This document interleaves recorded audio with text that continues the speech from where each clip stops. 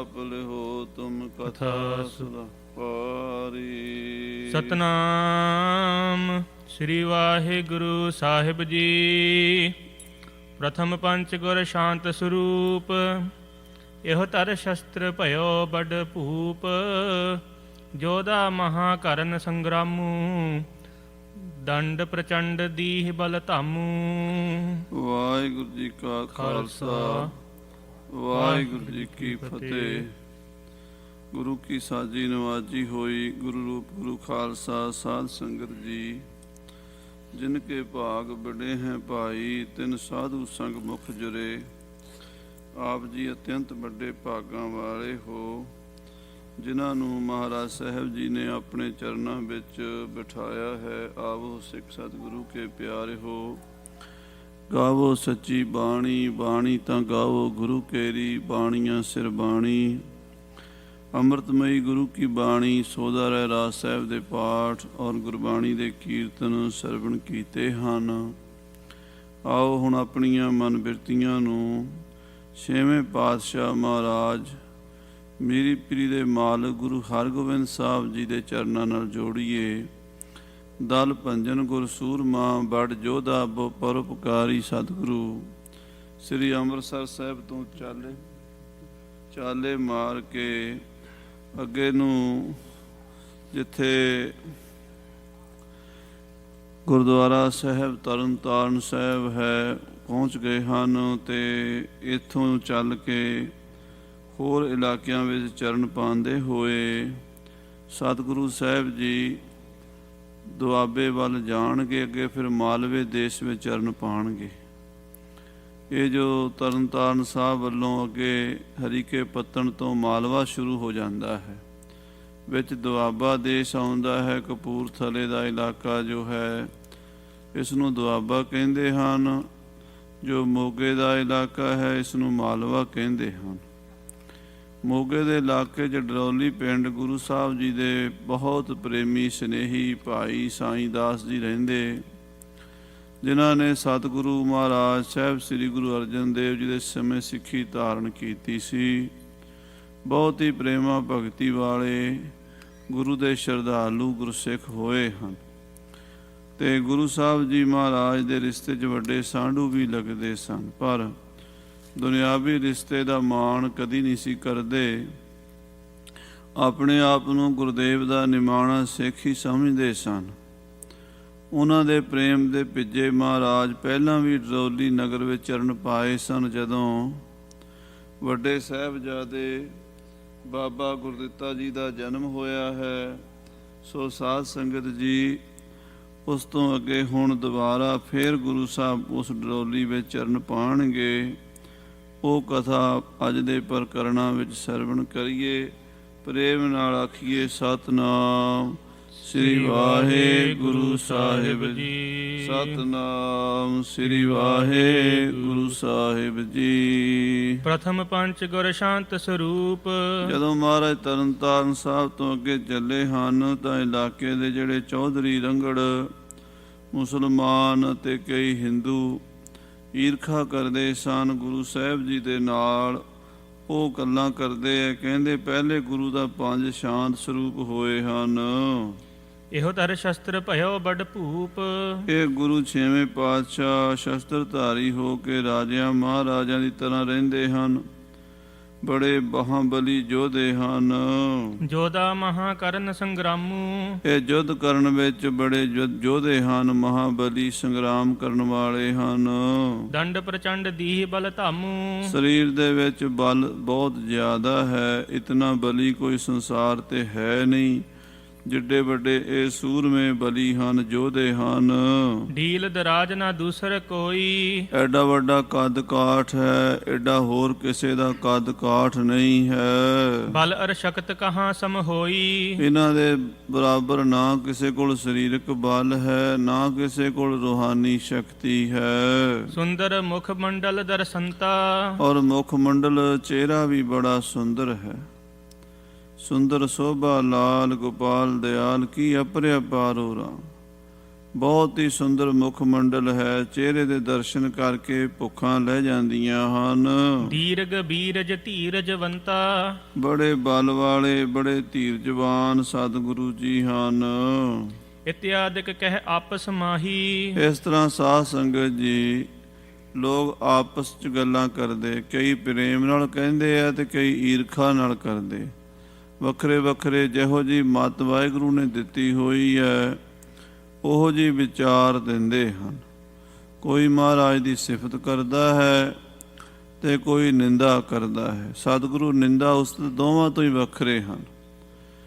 ਉਸਤਤ ਨਿੰਦਾ ਦੋ ਤਿਆਗੈ, ਖੋਜੈ ਪਦ ਨਿਰਵਾਣਾ। ਜਨ ਨਾਨਕ ਇਹ ਖੇਲ ਕਠਨ ਹੈ, ਕਿਨਹੂ ਗੁਰਮੁਖ ਜਾਨਾ। ਇਹ ਔਖੀ ਘਾਟੀ ਹੈ, ਹਰ ਕੋਈ ਨਹੀਂ ਚੜ੍ਹ ਸਕਦਾ। ਆਪਣੀ ਉਸਤਤ ਹੁੰਦੀ ਸੁਣ ਕੇ ਸਾਰੇ ਖੁਸ਼ ਹੁੰਦੇ, ਨਿੰਦਾ ਹੁੰਦੀ ਸੁਣ ਕੇ ਮੁਰਝਾ ਜਾਂਦੇ। ਬ੍ਰਹਮ ਗਿਆਨੀ ਵਾਸਤੇ ਨਾ ਉਹਦੀ ਉਸਤਤ ਦਾ ਉਹਨੂੰ ਕੋਈ ਮਨ ਵਿੱਚ ਖੁਸ਼ੀ ਹੁੰਦੀ ਹੈ ਤੇ ਨਾ ਉਹਨੂੰ ਆਪਣੀ ਨਿੰਦਾ ਦੀ ਕੋਈ ਗਮੀ ਹੁੰਦੀ ਹੈ। ਇਹੋ ਜਿਹੀ ਬਿਰਤੀ ਮਹਾਰਾਜ ਸਾਹਿਬ ਗੁਰੂ ਹਰਗੋਬਿੰਦ ਸਾਹਿਬ ਜੀ ਦੀ ਹੈ।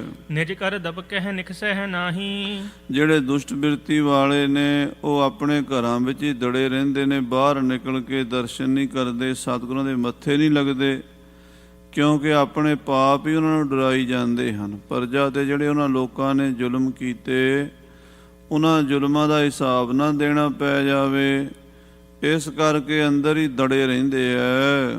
ਚੱਲਿਓ ਜਾਏ ਇੱਕ ਦਿਨ ਹੀ ਰਹੈ। ਮਹਾਰਾਜ ਇੱਕ ਦਿਨ ਇੱਕ ਪਿੰਡ 'ਚ ਰਹਿੰਦੇ, ਜਿੰਨਾ ਘਾਹ ਪੱਠਾ ਘੋੜਿਆਂ ਨੂੰ ਚਾਹੀਦਾ ਹੁੰਦਾ ਖੇਤਾਂ 'ਚੋਂ ਲੈ ਲੈਂਦੇ ਆ ਤੇ ਅਗਲੇ ਦਿਨ ਅਗਲੇ ਪਿੰਡ ਜਾ ਪੜਾਂ ਕਰਦੇ ਆ। ਇੱਕ ਦਿਨ ਤੋਂ ਵੱਧ ਨਹੀਂ ਕਿਤੇ ਕਿਸੇ ਨੂੰ ਖੇਚਲ ਦਿੰਦੇ। ਜਾਂ ਤੇ ਨਹਿ ਕਠੋਰ ਕੋ ਕਹੈ। ਇਸ ਕਰਕੇ ਲੋਕ ਵੀ ਕਹਿੰਦੇ ਵੀ ਚਲੋ ਇੱਕ ਦਿਨ ਰਹਿਣਾ ਕੋਈ ਗੱਲ ਨਹੀਂ। ਗੁਰੂ ਸਾਹਿਬ ਨੂੰ ਕਈ ਤਾਂ ਪ੍ਰੇਮ ਨਾਲ ਆਪ ਹੀ ਆ ਕੇ ਕਹਿੰਦੇ ਮਹਾਰਾਜ ਸਾਰੇ ਖੇਤ ਤੁਹਾਡੇ ਹੈ, ਆਹ ਘੋੜੇ ਵੀ ਆਪ ਜੀ ਦੇ ਇੱਥੇ ਚਰਨ ਤੇ ਸਾਨੂੰ ਲੰਗਰ ਪਾਣੀ ਦੀ ਵੀ ਸੇਵਾ ਬਖਸ਼ੋ। ਕਈ ਤੇ ਆਪ ਸੇਵਾ ਕਰਦੇ ਤੇ ਕਈ ਹੁੰਦੇ ਆ ਗੁਰੂ ਘਰ ਨੂੰ ਚੰਗਾ ਨਹੀਂ ਸਮਝਦੇ, ਉਹ ਫਿਰ ਉਹਨਾਂ ਨਾਲ ਸਿੰਘਾਂ ਦਾ ਬੋਲਬਾਲਾ ਵੀ ਹੋ ਜਾਂਦਾ ਹੈ। ਇਸ ਤਰ੍ਹਾਂ ਮਹਾਰਾਜ ਫੌਜ ਸਮੇਤ ਮਾਲਵੇ ਦੇਸ਼ ਨੂੰ ਜਾ ਰਹੇ ਨੇ। ਹੋਏ ਨੁਕਸਾਨ ਸੱਸ ਸਹਿ ਲੇਤ। ਕਹਿੰਦੇ ਜਿਹੜੇ ਡਰਦੇ ਮਾਰੇ ਕਈ ਖੇਤੀ ਦਾ ਨੁਕਸਾਨ ਸਹਿ ਲੈਂਦੇ ਆ, ਉਹਨਾਂ ਨੂੰ ਪਤਾ ਵੀ ਜੇ ਬੋਲਾਂਗੇ ਤਾਂ ਸਲੋਤਰ ਫਿਰੇਗਾ, ਤੋ ਚੁੱਪ ਕਰਕੇ ਦੜ ਵੱਟ ਕੇ ਟਾਈਮ ਕੱਟ ਲੈਂਦੇ ਆ ਜਿਹੜੇ ਚੰਗਾ ਨਹੀਂ ਸਮਝਦੇ ਗੁਰੂ ਮਹਾਰਾਜ ਨੂੰ। ਨਹਿ ਬਿਗਰਹਿ ਸਮਝਹਿ, ਨਹਿ ਬਿਗਰਹਿ ਸਮਝਹਿ ਮ੍ਰਿਤ ਹੇਤ। ਹਾਂ, ਨਹਿ ਬਿਗਰਹਿ ਕਹਿੰਦੇ ਵਿਗਾੜ ਨਾ ਹੀ ਪਾਈਏ ਗੁਰੂ ਨਾਲ, ਕਿਉਂਕਿ ਜੇ ਗੁਰੂ ਨਾਲ ਵਿਗਾੜ ਪਾਵਾਂਗੇ ਤੇ ਸਾਡੀ ਮੌਤ ਹੈ। ਗੁਰੂ ਦਾ ਕੀ ਵਿਗੜੇਗਾ? ਗੁਰੂ ਕੋਲ ਫੌਜਾਂ ਤਗੜੀਆਂ ਹਨ। ਅਸੀਂ ਗੁਰੂ ਦੇ ਸਾਹਮਣੇ ਪੂਰੇ ਨਹੀਂ ਉਤਰ ਸਕਦੇ, ਕਿਉਂਕਿ ਜਿਹੜੀ ਸਰਕਾਰ ਐਡੀ ਵੱਡੀ ਹਿੰਦੁਸਤਾਨ ਦੀ ਜਾਂ ਸ਼ਾਹਜਹਾਨ ਬਾਦਸ਼ਾਹ ਦੇ ਨਾਲ ਗੁਰੂ ਸਾਹਿਬ ਨੇ ਟੱਕਰ ਲੈ ਲਈ, ਉਹਦੀਆਂ ਫੌਜਾਂ ਨਹੀਂ ਕੁਛ ਵਿਗਾੜ ਸਕੀਆਂ ਤੇ ਸਾਡੇ 150 ਬੰਦੇ ਗੁਰੂ ਦਾ ਕੀ ਵਿਗਾੜ ਲੈਣਗੇ। ਇਸ ਪ੍ਰਕਾਰ ਗਮਨਤ ਸਹਿ ਸੈਨਾ। ਇਸ ਤਰ੍ਹਾਂ ਮਹਾਰਾਜ ਫੌਜ ਸਮੇਤ ਜਾ ਰਹੇ। ਸਾਧ ਸੰਗਤ ਜੀ, ਫੌਜ ਸਮੇਤ ਜਾਣਾ ਕੋਈ ਸੌਖਾ ਕੰਮ ਨਹੀਂ ਹੈ, ਕਠਿਨ ਖੇਡ ਹੈ। ਘੋੜਿਆਂ ਦੇ ਕੋਲ ਹੀ ਸੌਣਾ, ਘੋੜਿਆਂ ਦੇ ਕੋਲ ਹੀ ਬਹਿਣਾ, ਘੋੜਿਆਂ ਨੂੰ ਘਾਹ ਪੱਠਾ ਵੀ ਦਵਾਉਣਾ ਤੇ ਘਾਹ ਪੱਠੇ ਵਾਸਤੇ ਪਿੰਡਾਂ ਵਾਲਿਆਂ ਨਾਲ ਹਰ ਜਗ੍ਹਾ ਤੇ ਝਗੜਾ ਕਰਨਾ, ਇਹ ਕੋਈ ਸੌਖਾ ਕੰਮ ਥੋੜ੍ਹਾ। ਮਹਾਰਾਜ ਸੱਚੇ ਪਾਤਸ਼ਾਹ ਕੋਲ ਕੋਈ ਸਰਕਾਰੀ ਜ਼ਮੀਨ ਜਾਇਦਾਦ ਤਾਂ ਹੈ ਨਹੀਂ ਸੀ, ਸਰਕਾਰ ਕੋਲ ਤਾਂ ਸਾਰਾ ਹਿੰਦੁਸਤਾਨ ਦਾ ਕਬਜ਼ਾ। ਬਾਕੀ ਸਤਿਗੁਰੂ ਸੱਚੇ ਹਨ। ਕਿਉਂ? ਜ਼ਮੀਨ ਕਿਸੇ ਦੇ ਪਿਓ ਦੀ ਨਹੀਂ, ਰੱਬ ਦੀ ਹੈ, ਤੇ ਧਰਤੀ 'ਤੇ ਪੈਦਾ ਹੋਈ ਹਰ ਚੀਜ਼ ਵੀ ਰੱਬ ਦੀ ਹੈ। ਠੀਕ ਹੈ ਵੀ ਕਿਸੇ ਕੋਲੋਂ ਜ਼ਬਰਦਸਤੀ ਬਹੁਤਾ ਨਹੀਂ ਖੋਹਦੇ, ਪਰ ਖਾਣ ਜੋਗੇ ਘਾਹ ਪੱਠੇ ਤਾਂ ਧਰਤੀ ਤੋਂ ਹੀ ਲੈਣੇ ਆ, ਅਸਮਾਨ ਤੋਂ ਤਾਂ ਨਹੀਂ ਡਿੱਗਣੇ। ਜਿਹੜੇ ਘੋੜੇ ਪਰਮੇਸ਼ਰ ਨੇ ਪੈਦਾ ਕੀਤੇ ਆ ਉਹਨਾਂ ਨੇ ਵੀ ਕੁਝ ਖਾਣਾ ਹੀ ਹੈ। ਇਸ ਕਰਕੇ ਸਤਿਗੁਰੂ ਪਾਤਸ਼ਾਹ ਦੀ ਦਲੀਲ ਦੇ ਸਾਹਮਣੇ ਕੋਈ ਖੜ ਵੀ ਨਹੀਂ ਸਕਦਾ। ਜਿੰਨਾ ਕੁ ਲੋੜ ਹੁੰਦਾ ਉਹਨਾਂ ਲੈਂਦੇ ਆ। ਇਹ ਵੀ ਨਹੀਂ ਵੀ ਕਿਸੇ ਦਾ ਸਾਰਾ ਖੇਤ ਹੀ ਉਜਾੜ ਦਿੰਦੇ, ਇੱਦਾਂ ਨਹੀਂ ਕਰਦੇ। ਬਸ ਜਿੰਨੀ ਕੁ ਲੋੜ ਹੁੰਦੀ ਆ ਉਹਨਾਂ ਕੁ ਲੈ ਕੇ ਗਾਂਹ ਨੂੰ ਚਾਲਾ ਪਾ ਦਿੰਦੇ ਹਨ। ਮਗ ਮਹਿ ਬਸੇ ਚਲਤ ਦੋਏ ਰਹਿਣਾ। ਕਿਸੇ ਪਿੰਡ 'ਚ ਇੱਕ ਰਾਤ ਤੇ ਕਿਸੇ 'ਚ ਵੱਧ ਤੋਂ ਵੱਧ 2 ਰਾਤਾਂ ਰਹਿੰਦੇ। ਜਿਹੜੇ ਪ੍ਰੇਮ ਨਾਲ ਰੱਖਦੇ ਉੱਥੇ 2 ਰਾਤਾਂ ਰਹਿੰਦੇ ਆ। ਜਿੱਥੇ ਕੋਈ ਐਵੇਂ ਹੀ ਮਜਬੂਰੀ ਨੂੰ ਰਾਤ ਕੱਟਣੀ ਪੈਂਦੀ, ਇੱਕ ਰਾਤ ਰਹਿ ਕੇ ਤੇ ਮਹਾਰਾਜ ਸਵੇਰੇ ਚਾਲਾ ਪਾ ਦਿੰਦੇ ਆ। ਪ੍ਰਥਮ ਪਾਏ ਸੁਧ ਸਾਈਂ ਦਾਸ। ਬਾਬਾ ਜੀ ਭਾਈ ਸਾਈਂ ਦਾਸ ਜੀ ਡਰੌਲੀ ਵਾਸੀ, ਉਹਨਾਂ ਨੂੰ ਪਹਿਲਾਂ ਹੀ ਖਬਰ ਮਿਲ ਗਈ ਕਿ ਸੱਚੇ ਪਾਤਸ਼ਾਹ ਮੀਰੀਆਂ ਪੀਰੀਆਂ ਦੇ ਮਾਲਕ ਫੌਜਾਂ ਸਮੇਤ ਮਾਲਵੇ ਦੀ ਧਰਤੀ ਤੇ ਆ ਰਹੇ ਨੇ। ਇਤ ਆਗਮਨ ਭਇਓ ਸੁਖ ਰਾਸ। ਸਤਿਗੁਰਾਂ ਦਾ ਆਉਣਾ ਹੋ ਰਿਹਾ, ਸੁੱਖਾਂ ਦੀ ਰਾਸ, ਸੁੱਖਾਂ ਦੇ ਖਜ਼ਾਨੇ। ਮਹਾਰਾਜ ਛੇਵੇਂ ਪਾਤਸ਼ਾਹ ਜੀ ਇੱਧਰ ਮਾਲਵੇ ਦੀ ਧਰਤੀ ਤੇ ਆ ਰਹੇ ਨੇ। ਚਮੂ ਸਰਬ ਪਰਿਵਾਰ ਸਮੇਤ। ਸਾਰੇ ਪਰਿਵਾਰ, ਮਾਤਾ ਦਮੋਦਰੀ ਜੀ, ਮਾਤਾ ਨਾਨਕੀ ਜੀ, ਮਾਤਾ ਮਹਾਂਦੇਵੀ ਜੀ ਅਤੇ ਗੁਰੂ ਦੀਆਂ ਫੌਜਾਂ, ਗੁਰੂ ਦੇ ਸਾਹਿਬਜ਼ਾਦੇ ਨਾਲ ਆ ਰਹੇ ਨੇ। ਨਿਕਟ ਪਹੁੰਚੇ ਕਿਰਪਾ ਨਿਕੇਤ। ਤੇ ਗੁਰੂ ਸਾਹਿਬ ਨੇੜੇ ਹੀ ਆ ਗਏ ਨੇ। ਥੋੜੇ ਦਿਨਾਂ ਵਿੱਚ ਸਾਡੇ ਕੋਲ, ਸਾਡੇ ਪਿੰਡ ਆ ਜਾਣਗੇ। ਲੈ ਨਰ ਸੰਗ ਆਏ ਅਗਵਾਈ। ਸੋ ਸਾਧ ਸੰਗਤ ਜੀ, ਭਾਈ ਸਾਈਂ ਦਾਸ ਜੀ ਨੇ ਆਪਣੇ ਪਿੰਡ ਦੀ ਸੰਗਤ ਨੂੰ ਤਿਆਰ ਕੀਤਾ। ਸਿੱਖਾਂ ਨੂੰ ਕਿਹਾ, ਭਾਈ ਸਾਰੇ ਇਕੱਠੇ ਹੋ ਕੇ ਚੱਲੀਏ, ਗੁਰੂ ਸਾਹਿਬ ਨੂੰ ਅੱਗੋਂ ਦੀ ਲੈ ਕੇ ਆਈਏ, ਮਹਾਰਾਜ ਦਾ ਸਵਾਗਤ ਕਰੀਏ। ਸਾਡੇ ਭਾਗ ਜਾਗੇ ਨੇ ਕਿ ਦੀਨ ਦੁਨੀਆ ਦੇ ਮਾਲਕ ਸੱਚੇ ਪਾਤਸ਼ਾਹ ਸਾਡੇ ਪਿੰਡ ਆ ਰਹੇ ਨੇ। ਬਿਗਸਿਓ ਸਦਨ ਆਨੰਦ ਸਮੁਦਾਈ। ਸਾਰੇ ਪਿੰਡ 'ਚ ਖੁਸ਼ੀ ਆਨੰਦ ਹੋਇਆ। ਲੋਕ ਸਾਰੇ ਖੁਸ਼ ਹੋਏ ਵੀ ਸਤਿਗੁਰੂ ਮਹਾਰਾਜ ਸਾਡੇ ਪਿੰਡ ਵਿੱਚ ਆਉਣਗੇ, ਇੱਥੇ ਲੰਗਰ ਚੱਲਣਗੇ, ਕਥਾ ਕੀਰਤਨ ਹੋਵੇਗੀ, ਬਾਣੀ ਪੜ੍ਹੀ ਜਾਏਗੀ, ਨਾਮ ਜਪਿਆ ਜਾਏਗਾ, ਦੀਵਾਨ ਸਜਣਗੇ, ਸੰਗਤਾਂ ਦੇ ਜੋੜ ਮੇਲੇ ਲੱਗਣਗੇ। ਇਹ ਜਿਹੜੇ ਚੰਗੇ ਹੁੰਦੇ ਉਹਨਾਂ ਨੂੰ ਖੁਸ਼ੀ ਹੁੰਦੀ ਹੈ। ਗੁਰਸਿੱਖਾਂ ਕੇ ਮਨ ਭਾਵੰਦੀ, ਗੁਰ ਸਤਿਗੁਰ ਕੀ ਵਡਿਆਈ। ਸੇਵਕ ਸਿੱਖ ਸਭ ਵੇਖ ਵੇਖ, ਜੀਵਨ ਉਹਨਾਂ ਅੰਤਰ ਹਿਰਦੈ ਭਾਈ। ਗੁਰਸਿੱਖਾਂ ਨੂੰ ਤਾਂ ਚੰਗੀ ਲੱਗਦੀ ਹੈ। ਨਿੰਦਕ ਦੁਸ਼ਟ ਵਡਿਆਈ, ਵੇਖ ਨਾ ਸਕਨੀ ਉਹਨਾਂ ਪਰਾਇਆ ਭਲਾ ਨਾ ਸੁਖਾਈ। ਜਿਨ੍ਹਾਂ ਦੀ ਬਿਰਤੀ ਨਿੰਦਕਾਂ ਦੁਸ਼ਟਾਂ ਵਾਲੀ ਹੈ, ਉਹਨਾਂ ਨੂੰ ਮਹਾਰਾਜ ਸਾਹਿਬ ਜੀ ਦੀ ਮਹਿਮਾ ਚੰਗੀ ਨਹੀਂ ਲੱਗਦੀ। ਇਸ ਪ੍ਰਕਾਰ ਨਾਲ ਭਾਈ ਸਾਈਂ ਦਾਸ ਦੇ ਸਾਥੀ ਗੁਰਸਿੱਖ ਖੁਸ਼ ਹੋ ਗਏ ਵੀ ਗੁਰੂ ਸਾਹਿਬ ਆਉਣਗੇ, ਸਾਡੇ ਪਿੰਡ ਬੜੀ ਰੌਣਕ ਲੱਗੇਗੀ। ਸਰਦ ਇੰਦ ਹਰ ਗੋਬਿੰਦ ਓਰਾ। ਧੰਨ ਗੁਰੂ ਹਰਗੋਬਿੰਦ ਸਾਹਿਬ ਮਹਾਰਾਜ ਜੀ ਚੰਦਰਮਾ ਦੇ ਸਮਾਨ ਹਨ, ਜਿਵੇਂ ਸ਼ਰਦ ਰੁੱਤ ਦੇ ਚੰਦਰਮਾ ਹੁੰਦੇ ਹਨ। ਕਰਿਓ ਚਕੋਰਨ ਕੋ ਦ੍ਰਿਗ ਜੋਰਾ। ਤੇ ਸਿੱਖਾਂ ਦੀਆਂ ਅੱਖਾਂ ਉਸ ਪਾਸੇ ਲੱਗ ਗਈਆਂ ਨੇ ਚਕੋਰ ਦੀ ਤਰ੍ਹਾਂ। ਚੰਦ ਚਕੋਰ ਪ੍ਰੀਤ ਹੈ, ਲਾਏ ਤਾਰ ਨਿਹਾਲੇ। ਸਾਰੀ ਸਾਰੀ ਰਾਤ ਚਕੋਰ ਚੰਦਰਮਾ ਵੱਲ ਦੇਖੀ ਜਾਂਦਾ। ਇੱਕ ਚਕੋਰਾਂ ਦਾ ਜੋੜਾ ਅਸੀਂ ਪਿੰਜਰੇ 'ਚ ਪਿਆ ਦੇਖਿਆ ਪੂਰਨਮਾਸ਼ੀ ਦੀ ਰਾਤ ਨੂੰ। ਸਾਧ ਸੰਗਤ ਜੀ, ਉਹ ਤਾਂ ਇੰਝ ਪਿੰਜਰਾ ਤੋੜ ਕੇ ਹੁਣੇ ਚੰਦਰਮਾ ਕੋਲ ਪਹੁੰਚ ਜਾਏਗਾ, ਉੱਧਰ ਹੀ ਦੇਖਣਾ, ਉੱਧਰ ਹੀ ਸਾਰੀ ਸਾਰੀ ਰਾਤ ਹੀ। ਇੱਦਾਂ ਗੁਰੂ ਕੇ ਸਿੱਖ ਮਹਾਰਾਜ ਵੱਲ, ਧੰਨ ਸ੍ਰੀ ਗੁਰੂ ਹਰਗੋਬਿੰਦ ਸਾਹਿਬ ਵੱਲ ਨੇਤਰ ਲਾਈ ਬੈਠੇ ਹਨ। ਨਮੋ ਗ੍ਰੰਥ ਜੀ ਕਰ ਧਰ ਪਾਵਾ। ਅੱਗੇ ਸ੍ਰੀ ਗੁਰੂ ਗ੍ਰੰਥ ਸਾਹਿਬ ਜੀ ਮਹਾਰਾਜ ਖਾਸੇ ਵਿੱਚ ਰੱਖੇ ਹੋਏ ਪਾਲਕੀ ਦੇ ਵਿੱਚ। ਪਿੱਛੇ ਛੇਵੇਂ ਪਾਤਸ਼ਾਹ ਮਹਾਰਾਜ ਤੇ ਬਾਕੀਆਂ ਸੰਗਤਾਂ ਆ ਰਹੀਆਂ ਨੇ। ਪਾਲਕੀ ਦੇ ਵਿੱਚ ਗੁਰੂ ਗ੍ਰੰਥ ਸਾਹਿਬ ਜੀ ਨੂੰ ਸਿੱਖਾਂ ਨੇ ਮੋਢੇ ਤੇ ਚੁੱਕਿਆ ਹੋਇਆ ਤੇ ਚੌਰ ਕਰਦੇ ਨੇ। ਭਾਈ ਸਾਈਂ ਦਾਸ ਅੱਗੇ ਵਧ ਕੇ ਮਹਾਰਾਜ ਸ੍ਰੀ ਗੁਰੂ ਗ੍ਰੰਥ ਸਾਹਿਬ ਜੀ ਨੂੰ ਮੱਥਾ ਟੇਕਿਆ ਹੈ। ਪਿਖ ਚਰਨਾਰ ਬਿੰਦ ਉਤਲਾਵਾ। ਤੇ ਫਿਰ ਗੁਰੂ ਮਹਾਰਾਜ ਸ੍ਰੀ ਗੁਰੂ ਹਰਗੋਬਿੰਦ ਸਾਹਿਬ ਦੇ ਚਰਨ ਕਮਲਾਂ ਤੇ ਸਿਰ ਝੁਕਾਇਆ ਹੈ। ਗਹਿ ਰਕਾਬ ਕੋ ਸਿਰ ਪਰ ਧਾਰੇ। ਮਹਾਰਾਜ ਘੋੜੇ ਤੇ ਸਨ। ਜਾ ਕੇ ਭਾਈ ਸਾਈਂ ਦਾਸ ਨੇ ਰਕਾਬ ਫੜ ਲਈ ਤੇ ਰਕਾਬ ਦੇ ਉੱਤੇ ਆਪਣਾ ਸਿਰ ਧਰ ਦਿੱਤਾ। ਆਨੰਦ ਨੀਰ ਲੋਚਨ ਕੋ ਡਾਰੇ। ਬੜੇ ਆਨੰਦ ਵਿੱਚ ਮਗਨ ਹੋ ਕੇ ਅੱਖਾਂ ਦੇ ਹੰਝੂ ਮਹਾਰਾਜ ਦੇ ਚਰਨਾਂ ਤੇ ਸਿੱਟਣ ਲੱਗੇ ਹੈ ਤੇ ਅੱਖਾਂ ਦੇ ਹੰਝੂਆਂ ਨਾਲ ਮੀਰੀ ਪੀਰੀ ਦੇ ਮਾਲਕ ਪਾਤਸ਼ਾਹ ਦੇ ਚਰਨ ਧੋ ਰਹੇ ਹਨ। ਜਨ ਸਨੇਹ ਅਰ ਆਤਮ ਗਿਆਨਾ। ਆਹਾ, ਭਾਈ ਸਾਹਿਬ ਜੀ, ਭਾਈ ਸੰਤੋਖ ਸਿੰਘ ਜੀ ਤੋਂ ਵੀ ਵਾਰੇ ਜਾਈਏ, ਕਿੱਥੋਂ ਅਲੰਕਾਰ ਬੰਨ੍ਹਦੇ ਨੇ, ਕਿੱਥੋਂ ਉਪਮਾ ਲਿਆਉਂਦੇ ਨੇ। ਕਹਿੰਦੇ ਪ੍ਰੇਮ ਤੇ ਆਤਮ ਗਿਆਨ ਦੋਵੇਂ ਇਕੱਠੇ ਹੋ ਗਏ ਨੇ। ਇਹ ਹੁਣ ਜਿਹੜੇ ਜਾਣਦੇ ਆ ਵੀ ਪ੍ਰੇਮ ਅਵਸਥਾ ਕੀ ਹੁੰਦੀ ਹੈ ਤੇ ਆਤਮ ਗਿਆਨ ਕੀ ਹੁੰਦਾ, ਉਹਨਾਂ ਨੂੰ ਪਤਾ। ਆਤਮ ਗਿਆਨ ਗੁਰੂ ਹਰਗੋਬਿੰਦ ਸਾਹਿਬ ਜੀ ਹਨ ਤੇ ਭਾਈ ਸਾਈਂ ਦਾਸ ਜੀ ਪ੍ਰੇਮ ਦੀ ਮੂਰਤੀ ਹਨ। ਪ੍ਰੇਮ ਤੇ ਪ੍ਰੇਮਾ ਭਗਤੀ ਤੇ ਆਤਮ ਗਿਆਨ ਦੋਵੇਂ ਇਕੱਠੇ ਹੋ ਰਹੇ ਨੇ, ਮਿਲਣ ਹੋ ਰਿਹਾ ਦੋਵਾਂ ਦਾ। ਚਿਰ ਕੇ ਵਿਛੜੇ ਕੀਨ ਮਿਲਾਨਾ। ਚਿਰਾਂ ਦੇ ਮਾਨੋ ਵਿਛੜੇ ਹੋਣ, ਬ੍ਰਹਮ ਗਿਆਨ ਤੇ ਪ੍ਰੇਮ ਅੱਜ ਮਿਲ ਪਏ ਹੋਣ, ਇਸ ਤਰ੍ਹਾਂ ਦੀ ਕੁਝ ਦਸ਼ਾ ਹੈ।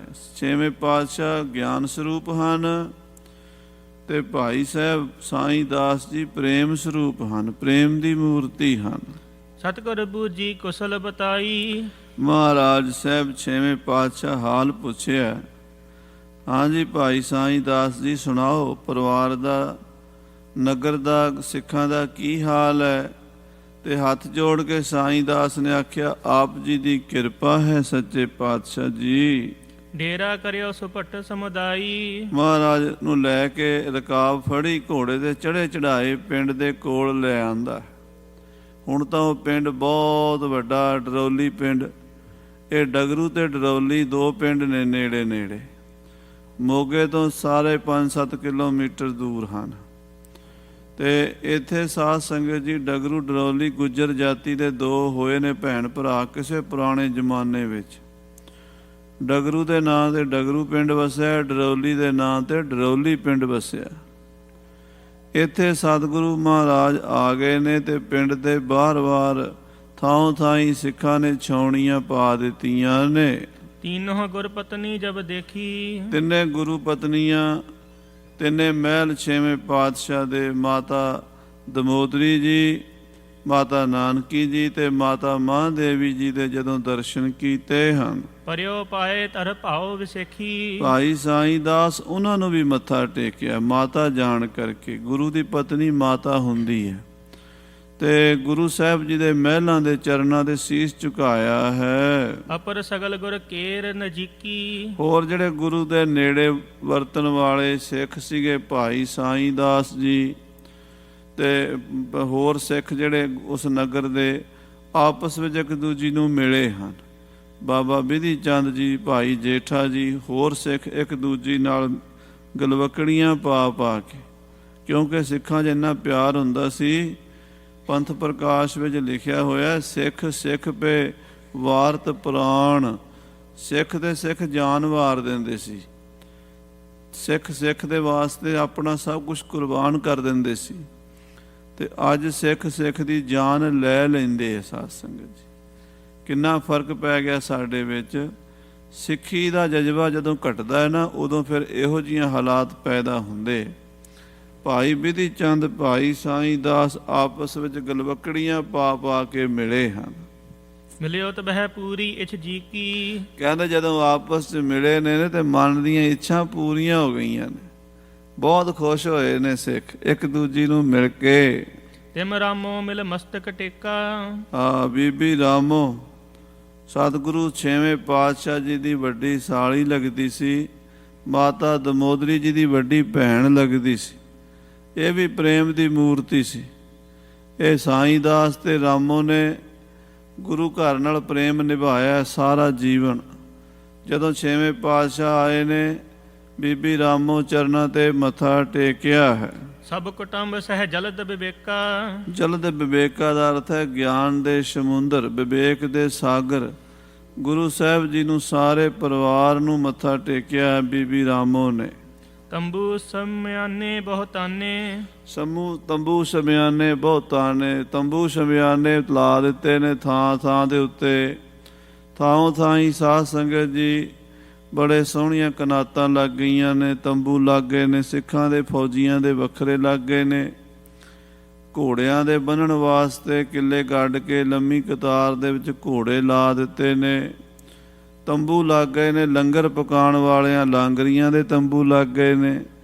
ਜਿੱਥੇ ਦੀਵਾਨ ਸਜਾਣਾ ਹੈ ਉੱਥੇ ਵੀ ਦੀਵਾਨ ਵਾਸਤੇ ਤੰਬੂ ਲੱਗ ਗਏ ਨੇ। ਗਾਡਿਓ ਝੰਡਾ ਊਚ ਮਹਾਨੇ। ਗੁਰੂ ਦੀ ਛਾਉਣੀ ਪੈ ਗਈ ਹੈ। ਛੇਵੇਂ ਪਾਤਸ਼ਾਹ ਮਹਾਰਾਜ ਦੀ ਫੌਜ ਆ ਬੈਠੀ ਹੈ ਡਰੌਲੀ ਪਿੰਡ ਦੇ ਵਿੱਚ, ਤੇ ਵਿਚਕਾਰ ਉੱਚਾ ਨਿਸ਼ਾਨ ਸਾਹਿਬ ਗੱਡ ਦਿੱਤਾ ਹੈ। ਝੰਡਾ ਸਾਹਿਬ ਗੱਡ ਕੇ, ਨਿਸ਼ਾਨ ਸਾਹਿਬ ਗੱਡ ਕੇ, ਦੂਰੋਂ ਪਤਾ ਲੱਗੇ ਵੀ ਮਹਾਰਾਜ ਮੀਰੀ ਪੀਰੀ ਦੇ ਮਾਲਕ ਦਾ ਇੱਥੇ ਪੜਾਂ ਹੈ। ਜਥਾ ਜੋਗ ਉਤਰੇ ਸਮੁਦਾਇਆ। ਜਥਾ ਜੋਗ ਸਾਰੇ ਆਪੋ ਆਪਣੀ ਥਾਂ ਤੇ ਫੌਜੀ ਜਵਾਨ ਉਤਰੇ ਨੇ। ਮਿਸਲਵਾਰ, ਕਿਉਂਕਿ ਗੁਰੂ ਸਾਹਿਬ ਜੀ ਕੋਲ ਲਗਭਗ 2800 3000 ਘੋੜ ਸਵਾਰ ਹੁੰਦੇ ਸੀ। ਛੋਟੀ ਮੋਟੀ ਫੌਜ ਨਹੀਂ, ਬਹੁਤ ਦੂਰ ਦੂਰ ਤੱਕ ਛਾਉਣੀ ਪੈ ਜਾਂਦੀ ਸੀ ਜਦੋਂ ਮਹਾਰਾਜ ਛੇਵੇਂ ਪਾਤਸ਼ਾਹ ਜੀ ਆਉਂਦੇ ਸਨ। ਆਦ ਮਸੰਦਨ ਚਮੂ ਨਿਕਾਇਆ, ਸਾਰੀ ਫੌਜ ਨੇ ਆਪਣੇ ਪੜਾਅ ਕੀਤੇ, ਫਿਰ ਮਸੰਦਾਂ ਨੇ ਆਪਣੇ ਆਪਣੇ ਤੰਬੂ ਲਾ ਲਏ। ਮਸੰਦਾਂ ਦੇ ਵੱਖਰੇ ਤੰਬੂ ਲੱਗਦੇ ਆ, ਲਾਂਗਰੀਆਂ ਦੇ ਵੱਖਰੇ ਲੱਗਦੇ ਆ। ਇਸੇ ਤਰ੍ਹਾਂ ਫੌਜ ਦੇ ਤੰਬੂ ਵੱਖਰੇ ਲੱਗ ਗਏ, ਥਾਂ ਥਾਈਂ ਛਾਉਣੀ ਪੈ ਗਈ। ਡਰੌਲੀ ਪਿੰਡ ਦੇ ਆਲੇ ਦੁਆਲੇ ਕਈ ਮੀਲਾਂ ਵਿੱਚ ਫੌਜ ਗੁਰੂ ਦੀ ਉਤਰ ਪਈ ਹੈ। ਅਤੇ ਡਰੌਲੀ ਪਿੰਡ ਵਾਲੇ ਕਿੰਨੇ ਸਬਰ ਸੰਤੋਖ ਵਾਲੇ ਸੀ, ਆਪਣੀਆਂ ਪੈੜੀਆਂ ਗੁਰੂ ਵਾਸਤੇ ਖਾਲੀ ਕਰ ਦਿੱਤੀਆਂ। ਕਹਿੰਦੇ ਮਹਾਰਾਜ ਸਭ ਕੁਝ ਤੁਹਾਡਾ ਹੀ ਹੈ। ਅਤੇ ਜਿੱਥੇ ਸਤਿਗੁਰਾਂ ਦੇ ਚਰਨ ਪੈ ਗਏ, ਜਿੱਥੇ ਮਹਾਰਾਜ ਦੇ ਘੋੜੇ ਫਿਰ ਗਏ, ਉੱਥੇ ਬਿਨਾਂ ਬੀਜਿਆਂ ਫਸਲਾਂ ਉਗਦੀਆਂ। ਸਾਧ ਸੰਗਤ ਜੀ, ਗੁਰੂ ਦੀ ਕਿਰਪਾ ਇਹੋ ਜਿਹੀ ਹੁੰਦੀ ਹੈ, ਬਰਕਤ ਹੀ ਬੜੀ ਪੈਂਦੀ। ਲੱਖ ਖੁਸ਼ੀਆਂ ਪਾਤਸ਼ਾਹੀਆਂ ਜੇ ਸਤਿਗੁਰ ਨਦਰ ਕਰੇ। ਹਾਂਜੀ, ਯਥਾ ਸਕਤ ਦੰਪਤੀ ਹੁਲਾਸ, ਬੀਬੀ ਰਾਮੋ ਤੇ ਭਾਈ ਸਾਈਂ ਦਾਸ ਦੀ ਖੁਸ਼ੀ ਦਾ ਤਾਂ ਕੋਈ ਅੰਤ ਹੀ ਨਹੀਂ। ਬੜੇ ਉਲਾਸ ਨਾਲ, ਬੜੇ ਪ੍ਰੇਮ ਨਾਲ ਮਹਾਰਾਜ ਦੀ ਸਾਹਿਬ ਛੇਵੇਂ ਪਾਤਸ਼ਾਹ ਦੀ ਸੇਵਾ ਕਰਦੇ। ਸੇਵਤ ਰਾਮੋ ਸਾਈਂ ਦਾਸ, ਬੀਬੀ ਰਾਮੋ ਤੇ ਸਾਈਂ ਦਾਸ ਭੱਜ ਭੱਜ ਕੇ ਸੇਵਾ ਕਰਦੇ। ਅਦਕ ਪ੍ਰੇਮ ਤੇ ਅਸਨ ਬਨਾਇਓ, ਬੜੇ ਪ੍ਰੇਮ ਨਾਲ ਸਤਿਗੁਰਾਂ ਦੇ ਵਾਸਤੇ, ਗੁਰੂ ਕੇ ਪਰਿਵਾਰ ਵਾਸਤੇ ਲੰਗਰ ਬਣਾਇਆ ਹੈ।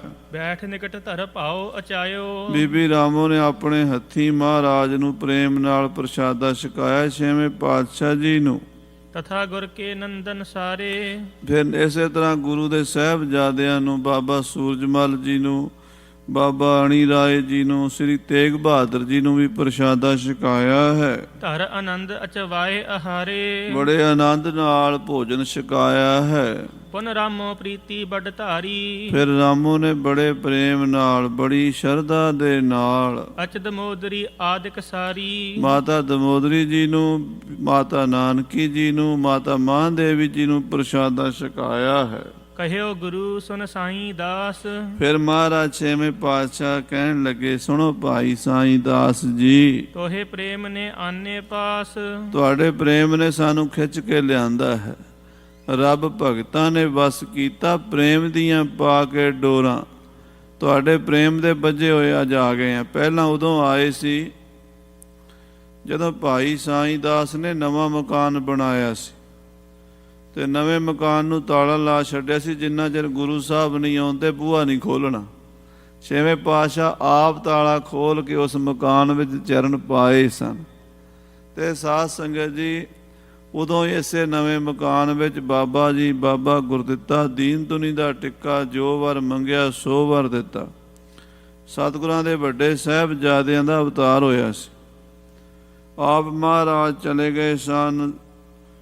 ਗੁਰਦੁਆਰਾ ਨਾਨਕ ਮਤਾ ਸਾਹਿਬ ਦੀ ਸੇਵਾ ਸੰਭਾਲ ਕਰਨ ਲਈ ਬਾਬਾ ਅਲਮਸਤ ਜੀ ਉਦਾਸੀ ਮਹਾਂਪੁਰਸ਼ਾਂ ਨੇ ਯਾਦ ਕੀਤਾ ਸੀ। ਪਰਿਵਾਰ ਨੂੰ ਛੱਡ ਗਏ ਸੀ ਡਰੌਲੀ।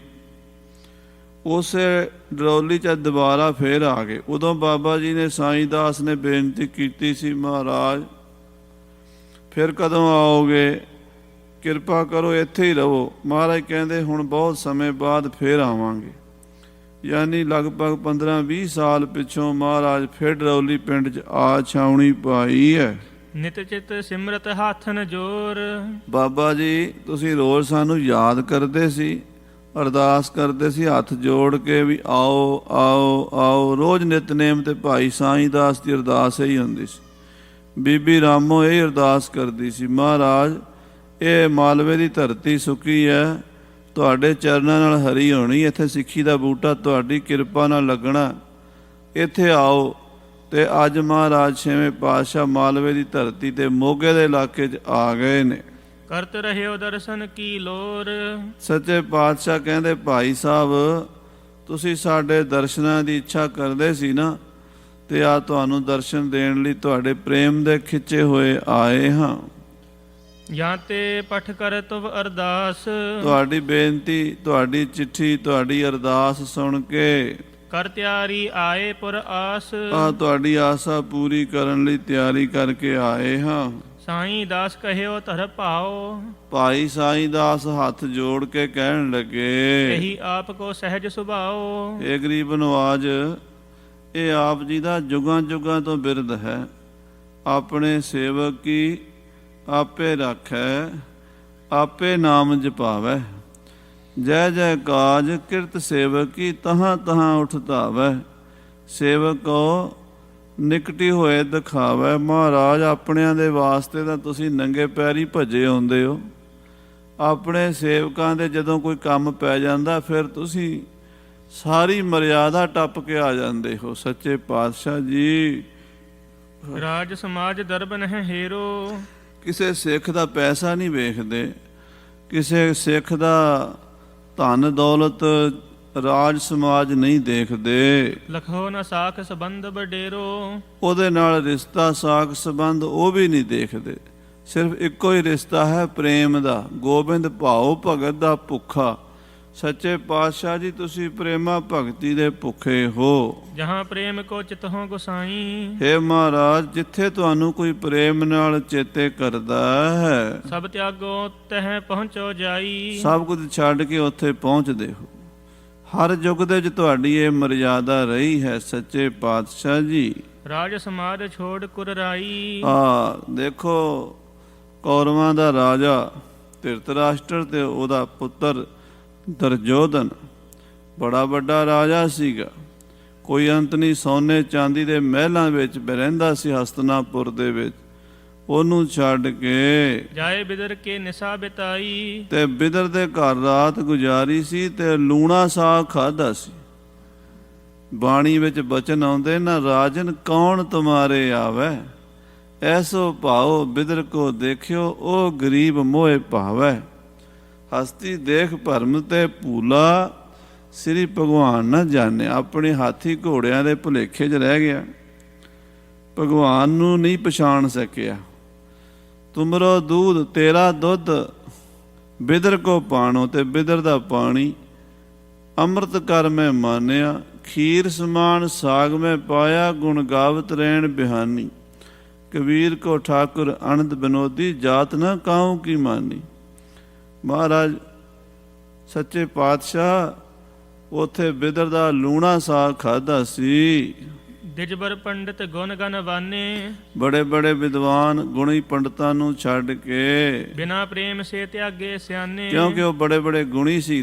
ਦ੍ਰੋਣਾਚਾਰਿਆ, ਕਿਰਪਾਚਾਰਿਆ ਜਾਤ ਦੇ ਬ੍ਰਾਹਮਣ ਸਨ, ਬਹੁਤ ਵਿਦਵਾਨ, ਕੌਰਵਾਂ ਤੇ ਪਾਂਡਵਾਂ ਦੇ ਗੁਰੂ। ਉਹਨਾਂ ਦੇ ਘਰ ਵੀ ਨਹੀਂ ਗਏ ਮਹਾਰਾਜ।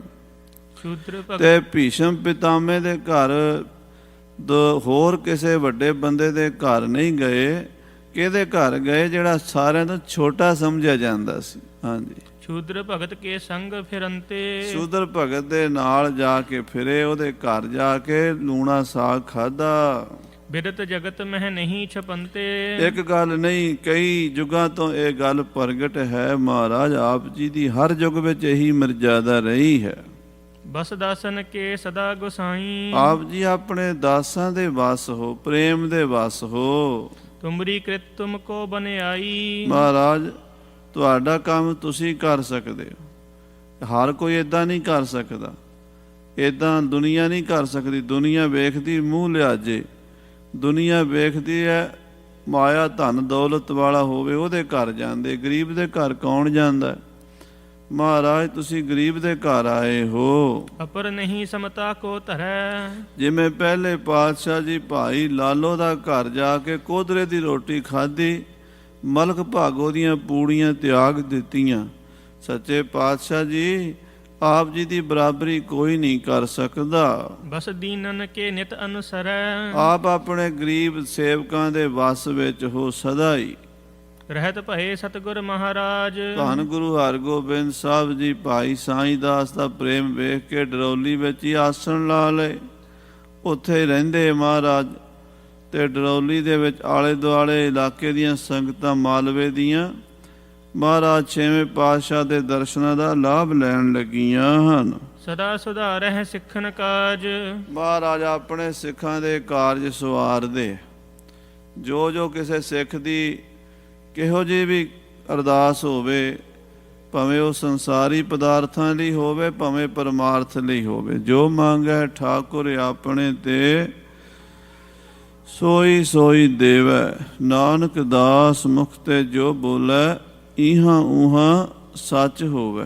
ਇਸ ਤਰ੍ਹਾਂ ਮਹਾਰਾਜ ਸੇਵਕਾਂ ਦੇ ਕਾਰਜ ਸਵਾਰ ਰਹੇ ਹਨ। ਕਬ ਕਬ ਵਹਿਰ ਅਖੀਰ ਸਿਧਾਵੈ, ਕਦੀ ਕਦੀ ਘੋੜੇ ਤੇ ਸਵਾਰ ਹੋ ਕੇ ਸ਼ਿਕਾਰ ਖੇਡਣ ਵੀ ਜਾਂਦੇ ਹਨ।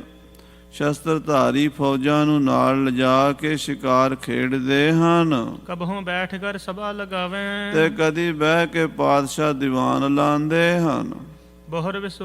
ਬੋਹਰ ਵਿਸੋਏ ਕਾ ਭਰ ਮੇਲਾ, ਫਿਰ ਸਾਧ ਸੰਗਤ ਜੀ ਵਿਸੋਏ ਦਾ ਮੇਲਾ, ਬੋਹਰ ਵਿਸੋਏ ਕਾ ਭਰ ਮੇਲਾ।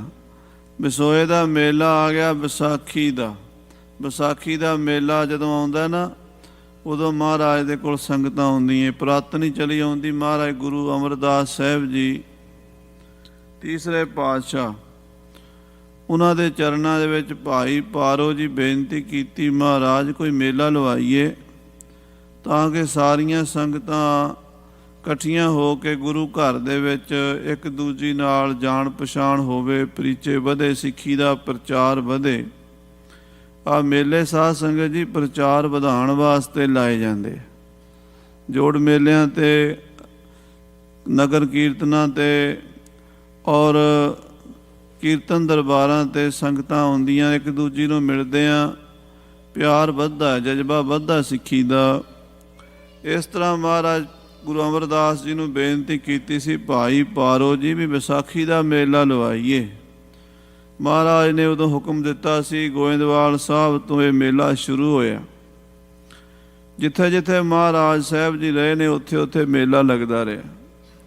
ਜਿਵੇਂ ਮਹਾਰਾਜ ਗੁਰੂ ਅਮਰਦਾਸ ਜੀ ਦੇ ਸਮੇਂ ਗੋਇੰਦਵਾਲ ਸਾਹਿਬ ਮੇਲਾ ਲੱਗਦਾ ਰਿਹਾ।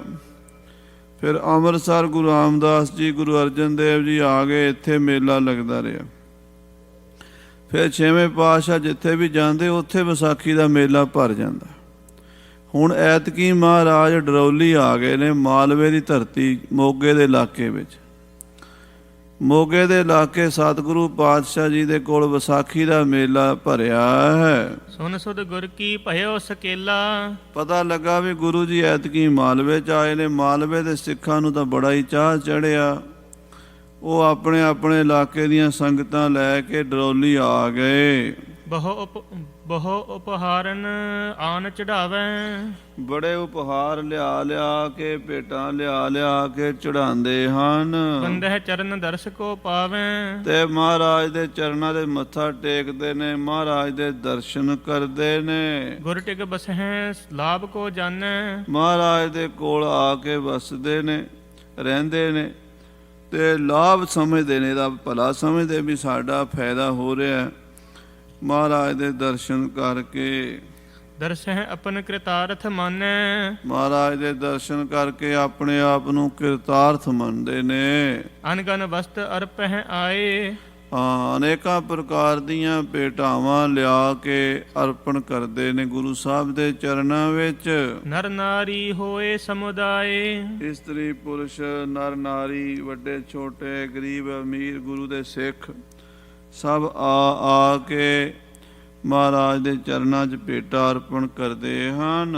ਮਨੋ ਕਾਮਨਾ ਪਾਏ ਸਿਧਾਰੇ, ਔਰ ਸਾਧ ਸੰਗਤ ਜੀ ਸਾਰਿਆਂ ਦੀਆਂ ਮਨੋ ਕਾਮਨਾ ਗੁਰੂ ਮਹਾਰਾਜ ਪੂਰੀਆਂ ਕਰਦੇ ਹਨ। ਨਿਸਾ ਤੀਨ ਗੁਰ ਨਿਕਟ ਗੁਜਾਰੇ, 3 ਰਾਤਾਂ ਘੱਟੋ ਘੱਟ ਗੁਰੂ ਕੋਲ ਰਹਿੰਦੇ। ਮੇਲਾ ਜਦੋਂ ਭਰਦਾ ਘੱਟੋ ਘੱਟ 3 ਰਾਤਾਂ ਦਾ ਜ਼ਰੂਰ ਠਹਿਰਦੇ ਹਨ। ਸੋ ਜਸ ਕਰਤ ਆਪਣੇ ਗ੍ਰਹਿ ਗਏ, ਤੇ ਫਿਰ ਮੇਲਾ ਲੰਘ ਗਿਆ ਵਿਸਾਖੀ ਦਾ।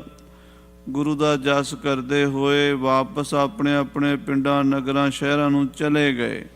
ਸਤਿਗੁਰ ਤਹਾਂ ਬਿਰਾਜਤ ਭਏ, ਮਹਾਰਾਜ ਡਰੌਲੀ ਪਿੰਡ ਵਿੱਚ ਹੀ ਬਿਰਾਜੇ ਹੋਏ ਹਨ। ਸਤਿਗੁਰੂ ਹਰਗੋਬਿੰਦ ਸਾਹਿਬ ਜੀ ਦੋਹਰਾ ਬਸਤ ਡਰੋਲੀ ਗ੍ਰਾਮ ਮਹਿ, ਪਿੰਡ ਡਰੌਲੀ ਵਿੱਚ ਰਹਿੰਦਿਆਂ ਹੋਇਆਂ ਕੀਨੇ ਅਨਕ ਬਿਲਾਸ, ਗੁਰੂ ਜੀ ਨੇ ਅਨੇਕਾਂ ਕੌਤਕ ਕੀਤੇ ਹਨ। ਏਕ ਗਾਥ ਹੋਈ ਜਥਾ, ਇੱਕ ਹੋਰ ਵੀ ਇੱਥੇ ਸਾਖੀ ਹੋਈ ਹੈ, ਸੁਨੋ ਤਥਾ ਸੁਖ ਰਾਸ, ਉਹ ਵੀ ਸੁਣਨ ਵਾਲੀ ਹੈ। ਘਰ ਵੱਡੇ ਇੱਕ ਗ੍ਰਾਮ ਮਹਿ, ਸਾਧ ਸੰਗਤ ਜੀ ਪਿੰਡ ਦਾ ਨਾਮ ਹੈ ਵੱਡੇ ਘਰ, ਮਾਲਵੇ ਦੇ ਵਿੱਚ। ਗੁਰ ਸਿੱਖ ਬਸਹਿ ਤਿਖਾਨ, ਇੱਕ ਤਖਾਨ ਬਰਾਦਰੀ ਦਾ ਬਾਢੀ ਜਿਹੜੇ ਲੱਕੜੀ ਦਾ ਕੰਮ ਕਰਦੇ ਹਨ, ਆਪਾਂ ਰਾਮਗੜੀਏ ਸਿੰਘ ਵੀ ਕਹਿ ਦਿੰਦੇ ਆ ਉਹਨਾਂ ਨੂੰ। ਇੱਕ ਤਰਖਾਣ ਗੁਰਸਿੱਖ ਰਹਿੰਦਾ ਸੀ। ਰਾਮਦਾਸ ਸਤਿਗੁਰੂ ਤੇ ਸ੍ਰੀ ਗੁਰੂ ਰਾਮਦਾਸ ਮਹਾਰਾਜ ਦੇ ਸਮੇਂ ਤੋਂ ਸਿੱਖੀ ਧਰੀ ਮਹਾਨ। ਉਸ ਗੁਰਸਿੱਖ ਨੇ, ਉਸ ਕਿਰਤੀ ਸਿੱਖ ਨੇ ਸਿੱਖੀ ਧਾਰਨ ਕੀਤੀ ਸੀ। ਚਉਪਈ ਛਠੇ ਮਾਸ ਦਰਸ਼ਨ ਕੋ ਜਾਏ। ਔਰ ਉਦੋਂ ਦਾ ਉਸ ਸਿੱਖ ਦਾ ਨੇਮ ਸੀ ਵੀ 6ਵੇਂ ਮਹੀਨੇ ਦਰਸ਼ਨ ਕਰਨ ਜਾਣਾ, ਵਿਸਾਖੀ ਤੇ ਜਾਣਾ, ਦੀਵਾਲੀ ਤੇ ਜਾਣਾ। ਹਰ ਸਾਲ 2 ਗੇੜੇ ਜਿੱਥੇ ਵੀ ਗੁਰੂ ਮਹਾਰਾਜ ਹੋਣ। ਗੁਰੂ ਸਾਹਿਬ ਅੰਮ੍ਰਿਤਸਰ ਹੁੰਦੇ ਸੀ, ਉਦੋਂ ਅੰਮ੍ਰਿਤਸਰ ਚਲਾ ਜਾਂਦਾ ਸੀ। ਜੇ ਪਤਾ ਲੱਗਾ ਗੁਰੂ ਜੀ ਤਰਨਤਾਰਨ ਸਾਹਿਬ ਨੇ, ਤਰਨਤਾਰਨ ਸਾਹਿਬ ਜਾ ਪਹੁੰਚਣਾ। ਜਿੱਥੇ ਪਤਾ ਲੱਗਦਾ ਉੱਥੇ ਜਾ ਕੇ ਭਾਈ ਆਕਲ ਗੁਰੂ ਸਾਹਿਬ ਦੇ ਦਰਸ਼ਨ ਕਰਦਾ ਸੀ। ਜਥਾ ਸ਼ਕਤ ਧਨ ਭੇਟ ਚੜਾਏ। ਵਿਚਾਰਾ ਗਰੀਬ ਸਿੱਖ ਸੀਗਾ, ਕਿਉਂਕਿ ਖੇਤੀਬਾੜੀ ਜਾਂ ਉਹਨਾਂ ਕੋਲ ਤਾਂ ਲੱਕੜ ਦਾ ਹੀ ਕੰਮ ਹੁੰਦਾ, ਮਿਸਤਰੀਆਂ ਕੋਲ ਥੋੜ੍ਹੀ ਬਾਲੀ ਜਿਹੜੀ ਮਾਇਆ ਹੁੰਦੀ। ਜਥਾ ਸ਼ਕਤ ਗੁਰੂ ਸਾਹਿਬ ਦੇ ਦਰਬਾਰ 'ਚ ਭੇਟਾ ਚੜਾਉਂਦਾ ਸੀ। ਸੁਨਹਿ ਪ੍ਰੇਮ ਕਰ ਗੁਰ ਕੀ ਬਾਣੀ। ਤੇ ਪ੍ਰੇਮ ਨਾਲ ਬਾਣੀ ਸੁਣਦਾ ਸੀ। ਕਈ ਵਾਰੀ ਮਹੀਨਾ ਸੇਵਾ ਦਰਬਾਰ ਸਾਹਿਬ ਅੰਮ੍ਰਿਤਸਰ ਸਰੋਵਰ ਬਣਦਾ, ਉਦੋਂ ਵੀ ਕਰਕੇ ਆਇਆ ਸੀ। ਹਾਂਜੀ। ਧਰਮ ਕਿਰਤ ਕਰ ਬਨਹਿ ਸੁਦਾਨੀ। ਔਰ ਧਰਮ ਦੀ ਕਿਰਤ ਕਰਦਾ ਸੀ ਤੇ ਉਹਦੇ ਵਿੱਚੋਂ ਦਸਵੰਧ ਕੱਢਦਾ ਸੀ। ਭਉ ਔਰ ਵਿਖੈ ਭਾਉ ਕੋ ਧਾਰੈ। ਮਨ ਵਿੱਚ ਗੁਰੂ ਦਾ ਪ੍ਰੇਮ ਤੇ ਗੁਰੂ ਦਾ ਭੈ ਰੱਖਦਾ ਸੀ। ਡਰ ਵੀ ਰੱਖਦਾ ਸੀ। ਮਹਾਰਾਜ ਸੱਚੇ ਪਾਤਸ਼ਾਹ, ਡਰ ਵੀ ਜ਼ਰੂਰੀ ਹੈ। ਜਿਹੜਾ ਸਿੱਖ ਗੁਰੂ ਤੋਂ ਡਰਦਾ ਨਹੀਂ ਨਾ, ਉਹ ਗੁਰੂ ਨਾਲ ਪ੍ਰੇਮ ਵੀ ਨਹੀਂ ਕਰਦਾ। ਜਿਹੜਾ ਗੁਰੂ ਦਾ ਭੈ ਹੈ ਇਹ ਵੀ ਜ਼ਰੂਰੀ ਹੈ ਤੇ ਪ੍ਰੇਮ ਵੀ ਜ਼ਰੂਰੀ ਹੈ। ਤੋ ਦੋਵੇਂ ਗੱਲਾਂ 'ਚ ਪੂਰਾ ਸੀ ਉਹ। ਸਤਿਗੁਰ ਮਹਿਮਾ ਅਧਿਕ ਉਚਾਰੈ। ਤੇ ਗੁਰੂ ਸਾਹਿਬ ਜੀ ਬੜੀ ਮਹਿਮਾ ਕਰਦਾ ਸੀ। ਹਾਂਜੀ। ਸ੍ਰੀ ਅਰਜਨ ਕੋ ਸੇਵਤ ਰਹਿਓ। ਤੇ ਮਹਾਰਾਜ ਸਾਹਿਬ ਜੀ ਧੰਨ ਗੁਰੂ ਅਰਜਨ ਦੇਵ ਜੀ ਦੀ ਬੜੀ ਉਹਨੇ ਸੇਵਾ ਕੀਤੀ। 25 ਸਾਲ ਮਹਾਰਾਜ ਪੰਜਵੇਂ ਪਾਤਸ਼ਾਹ ਗੱਦੀ ਤੇ ਰਹੇ ਨੇ, ਸਨ 1581 ਤੋਂ 1606 ਤੱਕ। ਉਹ ਟਾਈਮ ਉਹਨੇ ਗੁਰੂ ਮਹਾਰਾਜ ਪੰਜਵੇਂ ਪਾਤਸ਼ਾਹ ਦੀ ਬਹੁਤ ਸੇਵਾ ਕੀਤੀ ਹੈ। ਬਪ ਬਹੁ ਬਰਖਨ ਬੈ ਨਿਰਬਹਿਓ। ਔਰ ਆਪਣੀ ਉਮਰ ਦਾ ਬਹੁਤ ਸਮਾਂ ਸੇਵਾ ਵਿੱਚ ਹੀ ਲੰਘਾਇਆ ਹੈ। ਆਕਲ ਕਹਿ ਤਾਹੇ ਕੋ ਨਾਮੂ। ਉਸ ਸਿੱਖ ਦਾ ਨਾਮ ਇਤਿਹਾਸ ਵਿੱਚ ਭਾਈ ਆਕਲ ਤਖਾਣ ਕਰਕੇ ਆਉਂਦਾ। ਜਾਤ ਦਾ ਤਖਾਣ ਸੀ, ਮਿਸਤਰੀ ਸਿੰਘ ਸੀ ਤੇ ਆਕਲ ਉਹਦਾ ਨਾਮ ਸੀਗਾ। ਮਨ ਕੋ ਗੁਰਮਤਿ ਮਹਿ ਬਿਸਰਾਮੂ। ਤੇ ਮਨ ਜਿਹੜਾ ਸੀ ਨਾ ਗੁਰੂ ਦੀ ਮੱਤ ਵਿੱਚ ਟਿਕਿਆ ਹੋਇਆ ਸੀ। ਗੁਰ ਕੀ ਮੱਤ ਤੂੰ ਲੇਹ ਇਆਨੇ, ਭਗਤ ਬਿਨਾ ਬਹੁ ਡੂਬੇ ਸਿਆਣੇ। ਜਿੰਨਾ ਮਰਜੀ ਬੰਦਾ ਸਿਆਣਾ ਬਣੇ, ਭਗਤੀ ਭਾਵਨਾ ਤੋਂ ਬਿਨਾਂ ਮੂਰਖ ਹੀ ਹੁੰਦਾ। ਸਾਧ ਸੰਗਤ ਜੀ, ਗੁਰੂ ਦੀ ਭਾਵਨਾ ਨਾਲ ਹੀ ਬੰਦੇ ਨੂੰ ਸੋਝੀ ਆਉਂਦੀ ਹੈ। ਜਿੰਨਾ ਚਿਰ ਜਿਉਂ-ਜਿਉਂ ਭਿੱਜੇ ਕੰਬਲੀ, ਤਿਉਂ-ਤਿਉਂ ਭਾਰੀ ਹੋਏ। ਕੰਬਲੀ ਜਿਉਂ-ਜਿਉਂ ਭਿੱਜਦੀ ਨਾ ਪ੍ਰੇਮ ਦੇ ਰੰਗ ਵਿੱਚ, ਉਹ ਭਾਰੀ ਹੋ ਜਾਂਦੀ ਹੈ। ਭਾਈ ਆਕਲ ਚੌਥੇ ਪਾਤਸ਼ਾਹ ਪੰਜਵੇਂ ਪਾਤਸ਼ਾਹ ਦੀ ਸੇਵਾ ਕਰ ਕਰਕੇ ਰੰਗਿਆ ਗਿਆ ਸੀ। ਤਿਸ ਕੇ ਗ੍ਰਹਿ ਨਿਪਚੀ ਇੱਕ ਕੰਨਿਆ। ਉਹਦੇ ਘਰ ਇੱਕ ਬੇਟੀ ਪੈਦਾ ਹੋਈ। ਪੂਰਬ ਜਨਮ ਪੁੰਨ ਕੀ ਧੰਨਿਆ। ਉਹ ਪਿਛਲੇ ਜਨਮਾਂ ਤੋਂ ਭਾਗਾਂ ਵਾਲੀ ਸੀ। ਕੋਈ ਧਨ ਭਾਗ ਸਨ, ਉਹਦੇ ਕਰਮ ਚੰਗੇ ਸਨ। ਸਬਤ ਬਰਖ ਜਬ ਆਕੁਲ ਜਾਨੀ। ਜਦੋਂ ਉਹ 7 ਸਾਲਾਂ ਦੀ ਹੋ ਗਈ, ਕਿਤ ਸਨ ਬੰਦ ਕਰੋ ਮਨ ਠਾਨੀ। ਉਹਨੇ ਭਾਈ ਆਕਲ ਨੇ ਸੋਚਿਆ ਵੀ ਇਹਦਾ ਹੁਣ ਮੈਂ ਕਿਤੇ ਰਿਸ਼ਤਾ ਕਰ ਦਿਆਂ। ਉਹਨਾਂ ਦਿਨਾਂ 'ਚ 7-8 ਸਾਲਾਂ ਦੇ ਬੱਚੇ ਦਾ ਵਿਆਹ ਕਰ ਦਿੰਦੇ ਸੀ। ਪੁਰਾਣੇ ਜ਼ਮਾਨਿਆਂ ਦੀ ਗੱਲ ਹੈ। ਹੁਣ ਤਾਂ 20-22 ਸਾਲ ਦੇ ਬੱਚੇ ਵੀ ਨਾ ਕਰਦੇ ਵਿਆਹ ਤੋਂ। ਜੇ ਕਹੀਏ ਨਾ ਵਿਆਹ ਕਰਾਂ, ਹਾਲੇ ਕਿੱਥੇ ਕਹਿੰਦੇ। ਜਿਹਨੇ ਕੇਸ ਦਾੜੀ 'ਚ ਚਿੱਟੇ ਜਿਹੇ ਆਉਣ ਲੱਗ ਜਾਂਦੇ ਆ ਤੇ ਫਿਰ ਰਿਸ਼ਤਾ ਲੱਭਣ ਤੁਰਦੇ। ਵੈਸੇ ਮਰਜ਼ਾਦਾ ਇਹ ਹੈ ਵੀ 20-22 ਸਾਲ 25 ਸਾਲ ਤੱਕ ਬੰਦੇ ਦਾ ਵਿਆਹ ਜਿਹੜਾ ਹੋ ਜਾਣਾ ਚਾਹੀਦਾ ਹੁਣ। ਪਰ ਦਿਨੋਂ ਦਿਨ ਸਾਡੇ 'ਚ ਹੋਰ ਹੀ ਰੀਤਾਂ ਤੇ ਹੋਰ ਹੀ ਰਿਵਾਜ਼ ਚੱਲ ਪਏ ਆ। ਖੈਰ, ਉਹਨਾਂ ਜ਼ਮਾਨਿਆਂ 'ਚ ਬਹੁਤ ਛੋਟਿਆਂ ਦਾ ਵਿਆਹ ਕਰਦੇ ਸੀ। ਉਹ ਤਾਂ ਕਰਦੇ ਸੀ ਵੀ ਮੁਸਲਮਾਨ ਜਿਹੜੇ ਸੀ ਬਾਦਸ਼ਾਹ, ਰਾਜੇ, ਮਹਾਰਾਜੇ, ਉਹ ਲੜਕੀਆਂ ਚੁੱਕ ਕੇ ਲੈ ਜਾਂਦੇ ਸੀ ਕੁਆਰੀਆਂ। ਉਹ ਫਿਰ ਤਾਂ ਕਹਿੰਦੇ ਸੀ ਵੀ ਛੇਤੀ ਰਿਸ਼ਤਾ ਨਿਬੜਿਆ ਹੋਵੇ, ਕਹਿ ਰਹੇ ਵੀ ਵਿਆਹੀ ਹੋਈ ਹੈ। ਮੁਕਲਾਵਾ ਤੋਰਦੇ ਸੀ ਬਾਅਦ ਵਿੱਚ। 8-10 ਸਾਲਾਂ ਦੀ ਵਿਆਹ ਦੇਣੀ, ਜਦੋਂ 14-15-20 ਸਾਲਾਂ ਦੀ ਹੋਣੀ ਮੁਕਲਾਵਾ ਤੋਰ ਦੇਣ। ਇਉਂ ਸੀਗਾ। ਉਹ ਲੜਕੀ ਉਹਨੇ ਰਿਸ਼ਤਾ ਲੱਭਣ ਵਾਸਤੇ ਤਿਆਰੀ ਕੀਤੀ ਤੇ ਰਿਸ਼ਤਾ ਲੱਭਿਆ। ਦਿੱਜ ਬੁਲਾਏ ਕਰ ਦਇਓ ਪਠਾਈ। ਤੇ ਉਹਨਾਂ ਦਿਨਾਂ 'ਚ ਰਿਸ਼ਤਾ ਲੱਗ ਹੀ ਲੱਭਦੇ ਸੀ। ਬਾਹਮਣ ਜਾਂ ਨਾਈ ਇਹ ਜਾਂਦੇ ਹੁੰਦੇ ਸੀ ਤੇ ਰਿਸ਼ਤਾ ਲੱਭਦੇ ਸੀ। ਉਹਨਾਂ ਨੇ ਰਿਸ਼ਤਾ ਲੱਭ ਦਿੱਤਾ। ਕੋਈ ਘਰ ਵੇਖ ਕੇ ਕਰ ਸ਼ੁਭ ਥਲ ਮਮ ਸੁਤਾ ਸਗਾਈ। ਉਹਨੇ ਪੰਡਤ ਨੂੰ ਕਿਹਾ, ਪੰਡਤ ਜੀ ਕੋਈ ਚੰਗਾ ਘਰ ਵੇਖ ਕੇ ਤੇ ਮੇਰੀ ਕੁੜੀ ਦਾ ਰਿਸ਼ਤਾ ਕਰ ਦਿਓ। ਫਿਰਿਓ ਕਿਤਕ ਥਲ ਮਿਲਿਓ ਨਾ ਹਾਣੀ। ਕਹਿੰਦੇ ਉਹ ਪੰਡਤ ਉਹਨਾਂ ਦਾ ਲਾਗੀ ਜਿਹੜਾ ਸੀ ਪੁਰੋਹਤ, ਕਈ ਥਾਵਾਂ ਤੇ ਫਿਰਿਆ ਤੇ ਕਿਤੇ ਉਹਨੂੰ ਹਾਣ ਪ੍ਰਵਾਨ ਦਾ ਰਿਸ਼ਤਾ ਨਹੀਂ ਮਿਲਿਆ। ਖੋਜਤ ਆਇਓ ਪੁਰ ਤੁਕਲਾਣੀ। ਤੇ ਸਾਧ ਸੰਗਤ ਤੁਰਦਾ ਤੁਰਦਾ ਤੁਕਲਾਣੀ ਪਿੰਡ ਆ ਗਿਆ। ਇੱਕ ਤੁਕਲਾਣੀ ਪਿੰਡ ਹੈ ਮਾਲਵੇ, ਉੱਥੇ ਪਹੁੰਚਿਆ ਜਦੋਂ ਬੂਜਤ ਘਰ ਤੇ ਖਾਣ ਕੇ ਗਇਓ। ਤੇ ਪਤਾ ਕੀਤਾ ਤੇ ਪਤਾ ਲੱਗਾ ਵੀ ਤਖਾਣਾ ਦਾ ਘਰ ਇੱਥੇ ਕਿਹੜਾ। ਹਾਂਜੀ, ਸਮਤਾ ਮਹਿ ਨੀਕੇ ਪਿਖ ਲਿਓ। ਉਹਨੇ ਵੇਖਿਆ ਵੀ ਠੀਕ ਹੈ, ਬਰਾਬਰ ਜਿਹਾ ਘਰ ਹੈ, ਜਿੰਨੀ ਕੁ ਆਮਦਨ ਭਾਈ ਆਕਲ ਦੀ ਰੋਟੀ ਪਾਣੀ ਚੱਲਦਾ ਉਹਨਾਂ ਕਿਹਨਾਂ ਦਾ ਚੱਲਦਾ। ਲੜਕੇ ਦਾ ਵੀ ਉਹਨਾਂ ਨੇ ਕੱਦ ਕਾਠ ਉਮਰ ਦੇਖ ਲਈ ਪੰਡਤ ਨੇ। ਹਾਂਜੀ, ਕਹਿਓ ਸਬੰਧ ਕਰਨ ਕੋ ਜਬੈ। ਤੇ ਰਿਸ਼ਤਾ ਕਰਨ ਨੂੰ ਜਦੋਂ ਆਖਿਆ, ਸਾਦਾ ਨਾਮ ਸੋ ਖਾਤੀ ਤਬੈ। ਉਹ ਤਖਾਣ ਸੀਗਾ, ਉਹਦਾ ਨਾਂ ਸੀ ਸਾਧਾ। ਸਾਧੇ ਦੇ ਲੜਕੇ ਨਾਲ ਰਿਸ਼ਤਾ ਕਰ ਦਿੱਤਾ। ਸਨਮਾਨਿਓ ਸੇਵਾ ਸਭ ਠਾਨੀ। ਕਹਿੰਦੇ ਸੇਵਾ ਕੀਤੀ ਉਹਨਾਂ ਨੇ, ਰਿਸ਼ਤਾ ਪੱਕਾ ਕਰ ਦਿੱਤਾ। ਨਿਸਬ ਸਾਏ ਕਰ ਗਾਥ ਬਖਾਨੀ। ਰਾਤ ਰੱਖਿਆ, ਗੱਲਬਾਤ ਕੀਤੀ, ਭਲੋ ਮਹੂਰਤ ਤਬਹਿ ਸੁਧਾਏ। ਚੰਗਾ ਮਹੂਰਤ ਸੋਧ ਕੇ ਤਿਸ ਕੋ ਸੁਤ ਸਾਧੂ ਬੈਠਾਏ। ਸਾਧੇ ਦਾ ਪੁੱਤਰ ਸਾਧੂ ਸੀ, ਸਾਧੂ ਦੇ ਨਾਲ ਰਿਸ਼ਤਾ ਕਰ ਦਿੱਤਾ ਕਾੜ ਤਿਲਕ ਕੁਲ ਰੀਤ ਕਰਾਈ। ਤੇ ਉਹਦੇ ਮੱਥੇ ਤੇ ਟਿੱਕਾ ਲਾ ਦਿੱਤਾ, ਸ਼ਗਨ ਪਾ ਦਿੱਤਾ, ਜੋ ਰੀਤੀ ਰਿਵਾਜ ਸੀ ਕੁਲ ਦਾ ਕਰ ਲਿਆ। ਪੁਨ ਆਕਲ ਕੋ ਆਨ ਸੁਨਾਈ। ਤੇ ਆਕਲ ਤਖਾਣ ਨੂੰ ਆ ਕੇ ਦੱਸਿਆ ਵੀ ਤੇਰੀ ਲੜਕੀ ਦਾ ਰਿਸ਼ਤਾ ਮੈਂ ਤੁਕਲਾਣੀ ਪਿੰਡ ਦੇ ਸਾਧੇ ਦੇ ਪੁੱਤਰ ਸਾਧੂ ਨਾਲ ਕਰਕੇ ਆਇਆ ਹਾਂ। ਪੁਰ ਤੁਕਲਾਣੀ ਮਹਿ ਸ਼ੁਭ ਧਾਮ। ਤੁਕਲਾਣੀ ਪਿੰਡ 'ਚ ਤਖਾਣ ਬਸਦੇ ਨੇ। ਭਲੇ ਜਾਤ ਮਹਿ ਸਾਦਾ ਨਾਮ। ਸਾਦਾ ਉਹਦਾ ਨਾਮ ਹੈ, ਚੰਗਾ ਪਿੰਡ ਵਿੱਚ ਮਿਸਤਰੀ ਮਸ਼ਹੂਰ ਹੈ। ਤਿਸ ਕੋ ਸੁਤ ਸਾਧੂ ਬੈ ਬਾਲਾ। ਸਾਦੇ ਦਾ ਪੁੱਤਰ ਜਵਾਨ ਉਮਰ ਦਾ, ਭਾਵ ਅਜੇ 12 ਸਾਲਾਂ ਦਾ ਹੈ। ਤੇਰੀ ਲੜਕੀ ਦੇ ਨਾਲ ਹਾਣ ਪ੍ਰਵਾਨ ਉਮਰ ਮਿਲਦੀ ਜੁਲਦੀ ਹੈ। ਉਹਦਾ ਨਾਮ ਸਾਧੂ ਹੈ, ਲੜਕਾ ਸੋਹਣਾ ਹੈ, ਮੈਂ ਰਿਸ਼ਤਾ ਕਰ ਆਇਆ। ਕਰਿਓ ਸੰਬੰਧ ਬਹੁਤ ਥਲ ਭਾਲਾ। ਬੜੀ ਥਾਵਾਂ ਤੇ ਵੇਖਿਆ, ਬਰਾਬਰ ਦਾ ਘਰ-ਬਾਰ ਨਹੀਂ ਸੀ ਮਿਲਦਾ, ਹੁਣ ਘਰ-ਬਾਰ ਮਿਲਿਆ, ਮੈਂ ਕਰ ਦਿੱਤਾ ਰਿਸ਼ਤਾ।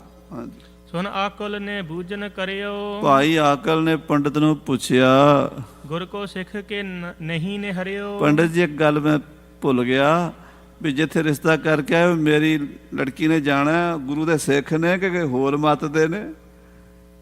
ਵਿਪਰ ਕਰੈ ਮੈਂ ਨਹੀਂ ਵਿਚਾਰਾ। ਉਹ ਪੰਡਤ ਕਹਿੰਦਾ ਇਹ ਤਾਂ ਮੈਂ ਸੋਚਿਆ ਨਹੀਂ ਵੀ ਗੁਰੂ ਦੇ ਸਿੱਖ ਨੇ ਕਿ ਕਿਸੇ ਹੋਰ ਨੂੰ ਮੰਨਦੇ ਨੇ।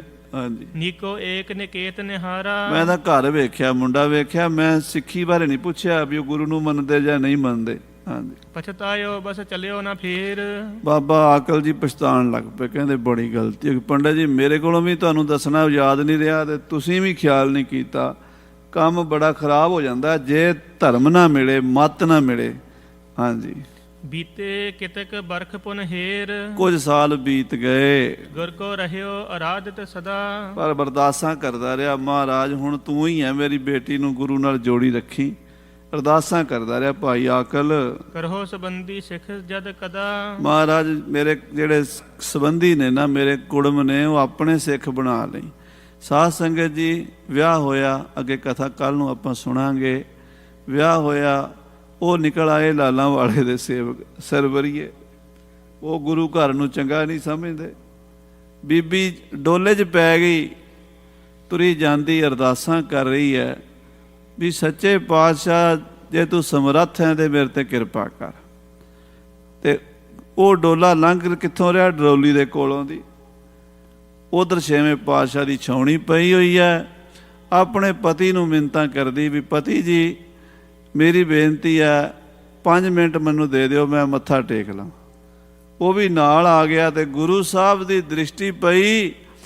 ਉਹ ਬੱਚੀ ਦਾ ਪਤੀ ਗੁਰੂ ਦਾ ਸਿੱਖ ਬਣਿਆ, ਭਾਈ ਸਾਧੂ। ਉਹਦੇ ਗਾਂ ਬ੍ਰਹਮ ਗਿਆਨੀ ਸਿੱਖ ਭਾਈ ਰੂਪਾ ਜੀ ਜਨਮ ਲਿਆ। ਭਾਈ ਰੂਪਾ ਜਿਹਦੇ ਨਾਂ ਤੇ ਮਹਾਰਾਜ ਨੇ ਫਿਰ ਪਿੰਡ ਵੀ ਵਸਾਇਆ, ਭਾਈ ਰੂਪਾ, ਮਾਲਵੇ ਵਿੱਚ।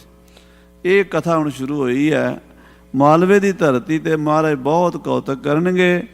ਭਾਈ ਰੂਪੇ ਦੇ ਜਨਮ ਤੱਕ ਦੀ ਕਥਾ ਸਾਰੀ ਆਪਾਂ ਅੱਗੇ ਸਰਵਣ ਕਰਾਂਗੇ। ਸਮੇਂ ਦੇ ਲਿਹਾਜ਼ ਨਾਲ ਸਮਾਪਤੀ ਹੈ। ਹੇ ਗੋਬਿੰਦ, ਹੇ ਗੋਪਾਲ।